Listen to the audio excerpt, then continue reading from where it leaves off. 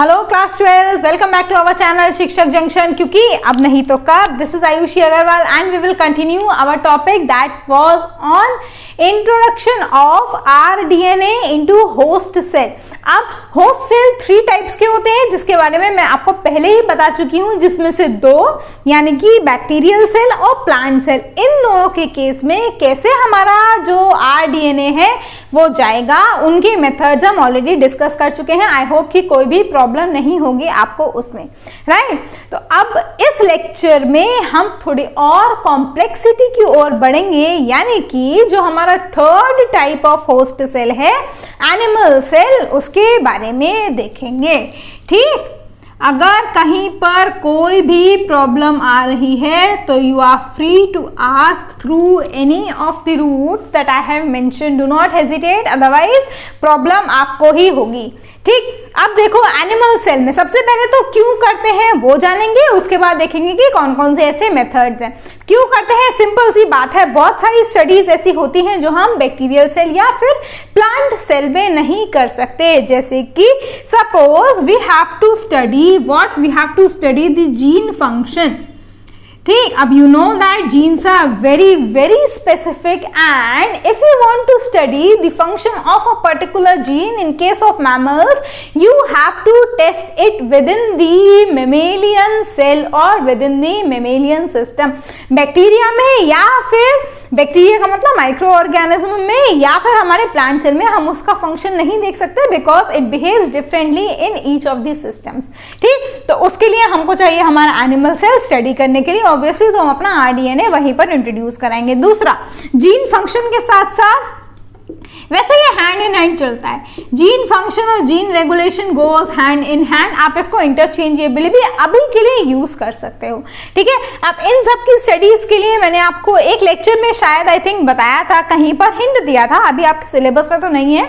हम नॉक इन और knockout studies करते हैं। नॉक इन और नॉकआउट स्टडीज का मतलब, नॉक इन का मतलब हम उस पर्टिकुलर जीन को उस सिस्टम में इंट्रोड्यूस कराते हैं and then we study the function of that particular gene. Knockout का मतलब आप जिस जीन, अब यहाँ पर क्योंकि हम इंट्रोड्यूस करा रहे हैं तो ऑब्वियसली नॉकआउट स्टडीज तो हम नहीं कर सकते हैं। वैसे नॉकआउट स्टडी में क्या होता है, आपके जनरल नॉलेज के लिए आगे काम आएगा। नॉकआउट स्टडी में व्हाट यू डू, जिस भी जीन का फंक्शन आपको स्टडी करना है, आप उस जीन को बाहर निकाल लेंगे, फिर चेंज देखेंगे उस पर्टिकुलर सिस्टम के मेटाबॉलिज्म में, उससे पता चलेगा कि उसका क्या फंक्शन है। As simple as that. ठीक, इसके अलावा जीन फंक्शन, जीन रेगुलेशन, इसके अलावा एक और चीज जो आएगा हमारा अल्टीमेट काम, प्रोडक्शन ऑफ प्रोडक्ट। ठीक है, अगर वो भी हमें मेमेलियन सेल में चाहिए तो ऑब्वियसली हमें मेमेलियन सेल या मेमेलियन सिस्टम को या एनिमल सिस्टम को ही यूज करना पड़ेगा in order to study the function of the particular product which we are targeting. ठीक, ये तो हो गया क्यों हमें एनिमल सेल्स की जरूरत पड़ती है। एनिमल सेल्स को पहले मैं आपको ये बता दूं, एनिमल सेल्स का कल्चर लेबोरेटरीज में थोड़ा डिफिकल्ट होता है, थोड़ा कॉम्प्लेक्स, थोड़ा क्या बहुत ज़्यादा कॉम्प्लेक्स होता है और बहुत ट्रिकी भी होता है। ठीक है, कभी मौका मिलेगा अगर मेरे को तो I will let you know how you culture the animal cells within the laboratories. ठीक, and mainly what we do is mainly we culture the cancer cell lines. Why? Because they are immortal. तो हमें बार बार studies करने के लिए immortal cell line चाहिए, मतलब जो बहुत टाइम तक लाइव कंडीशन में रहे, ऑल्दो उसका सरपास बार बार कराना पड़ता है जिससे कि आप उस सेल को रिवाइव कर पाए थोड़े टाइम के बाद यूज करने के लिए। That is a completely different story, but yes you have to choose the cancer cell lines in order to study the function of this particular proteins. आज इस लेक्चर में बहुत सारी ऐसी प्रैक्टिकल बातें हो जाएंगी, मेरे को ऐसा लग रहा है ना। अब देखो एनिमल सेल में जो एक्चुअली हम पढ़ने वाले हैं कैसे इंट्रोड्यूस कराएंगे हम। अच्छा, एनिमल सेल में ये तो मैंने बता दिया कैंसर सेल लाइन होती है, लेकिन अब बहुत सारे टिश्यूज, बहुत सारे अलग अलग टाइप्स की सेल लाइंस को आप कल्चर कर सकते हैं अपनी लेबोरेटरीज में, but again it's a very complicated process, so you need to be very specific while you are doing that. अब देखो मेथड्स कैसे आप इंट्रोड्यूस कराएंगे। Usually there are 2 methods. ठीक है, इनके सब मेथड्स भी आएंगे, बट हाँ on the basis of whether the transfer is done directly और indirectly it is classified into 2 और दोनों के अलग अलग नाम है। पहला जो नाम है वो देखो क्या है, इट इज ट्रांसफेक्शन। ठीक, दूसरा है ट्रांसडक्शन। पहले ट्रांसडक्शन देख लो, इजी है, एक ही वर्ड में बता दूंगी ट्रांसडक्शन क्या होता है। ट्रांसडक्शन वो पर्टिकुलर मेथड है where you use the virus in order to incorporate your host RDNA into the host cell, और वायरस के थ्रू ट्रांसफर करने के मेथड्स आप पहले ही पढ़ चुके हैं, दोबारा रिपीट नहीं करूंगी। कुछ वायरस के नाम आपको ध्यान में रखने पड़ेंगे, जैसे कि SV40 होता है एनिमल्स के केस में, रेट्रो वायरस, एडिनो वायरस, ये कुछ ऐसे वायरस हैं जिनको आप यूज कर सकते हैं। Each and every particular virus has certain pros and certain cons जो आपको बाद में पढ़ने को मिलेंगे, अभी उतनी डिटेल में बात नहीं करेंगे उसके बारे में, ठीक है। तो ट्रांसडक्शन क्या हुआ? Transduction is that particular method where you use the virus as a means और as a vehicle, again you can say आप वेक्टर को यूज कर रहे हैं so that you can get your RDNA into the host cell, ठीक है, समझ में आ गया। अब देखो ट्रांसफेक्शन क्या होता है। ट्रांसफेक्शन ये हो गया एक तरीके से indirect method because you are using a mediator that is virus. In the transfection you do direct transfer of your RDNA into the host cell.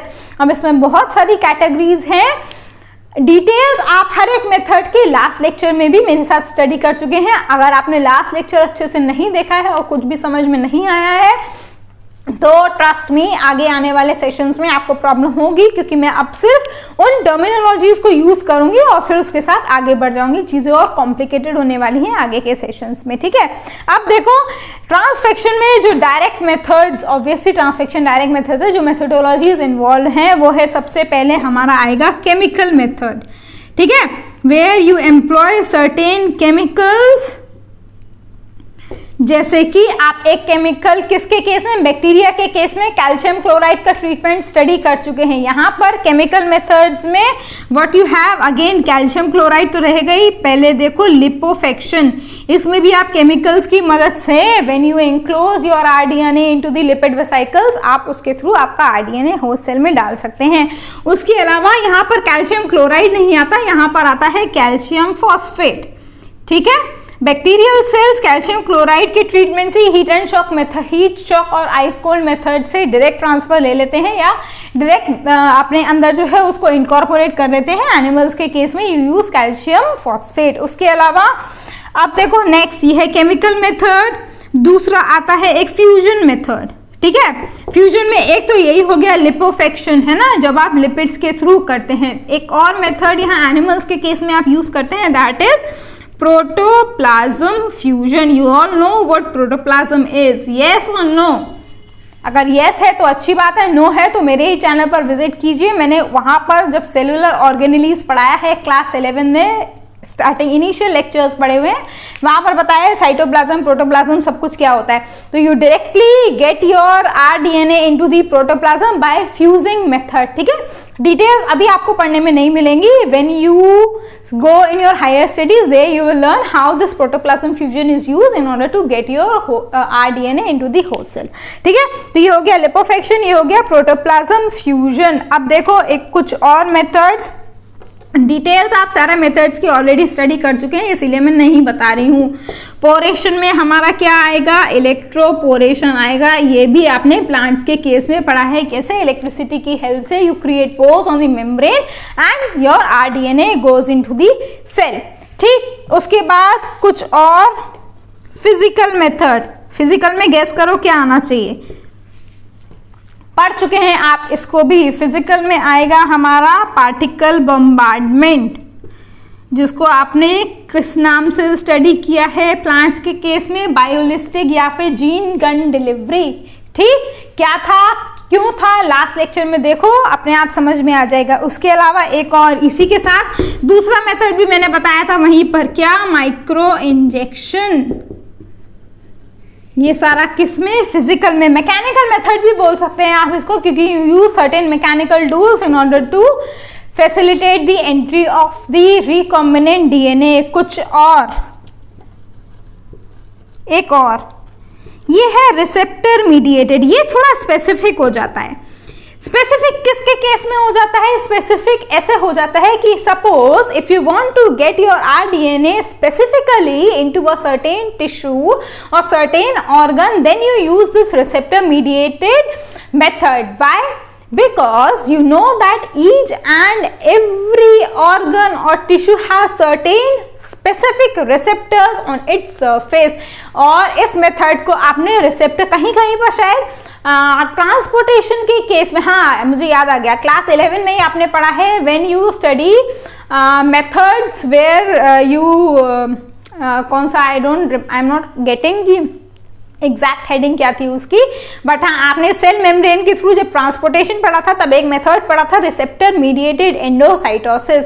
वहीं पर मैंने आपको उस लेक्चर में भी समझाया, जो बच्चे क्लास 11 से कॉन्टिन्यूसली जुड़े हैं उनको मैंने बताया है how these receptors are very very important when you are targeting a particular organ और पर्टिकुलर टिश्यू. उन रिसेप्टर्स के सीक्वेंसेस को आप वहां पर टारगेट करके आपका मॉलिक्यूल अंदर भेज सकते हैं. Similar case goes with this. Receptors की मदद लेके सपोज आपको लीवर में कुछ ट्रांसफर करना है, एक आरडीएनए की स्टडी आपको लीवर के अंदर करनी है, तो लीवर पे जो रिसेप्टर स्पेसिफिकली एक्सप्रेस होते हैं उनके माध्यम से या उनके मीडियम से you get your rDNA into host cell. ठीक है, अब ये रिसेप्टर मीडिएटेड में usually you take the help of these lipid vesicles. Why? Because these lipid vesicles give or leave the intact DNA into the particular organ. ठीक, उसका भी reason last lecture में हम आसानी से डिस्कस कर चुके हैं. So go visit that particular lecture, very very important lecture, जहां पर मैंने आपको प्लांट सेल और बैक्टीरियल सेल्स में आरडीएनए को कैसे होस्ट सेल में डालेंगे वो बताया है. ठीक है, तो ये है एनिमल सेल्स के कुछ मेथड, ट्रांसफेक्शन और ट्रांजैक्शन के अंदर आएंगे. इसके अलावा कुछ और नहीं है इस मेथड, या इनके अलावा कुछ और ऐसा डिटेल नहीं है जो आपको अभी पढ़ना है. ठीक है, मुझे लग रहा है आसानी होगा जिन्होंने लास्ट लेक्चर विजिट किया, नहीं किया है तो you know what you have to do, right. So that's all for this particular lecture. Next lecture में we are going to study some more important tools through which, अब देखो ये सब सीक्वेंस में चल रहा है. ठीक है, पहले मैंने आपको इंडिविजुअली पढ़ाया क्या क्या कैसे होता है. Now we are heading towards the process how the actually या प्रैक्टिकली में आपको कौन कौन सी स्टेप सीक्वेंस वाइज फॉलो करनी है in order to facilitate the entry of your recombinant DNA into the target cell, right. तो यहां तक हम डिस्कस कर चुके हैं. नेक्स्ट लेक्चर में एक और टूल या एक और सीक्वेंशियल स्टेप डिस्कस करेंगे. So stay tune, stay connected until we meet in the next lecture. Okay, bye bye, thank you.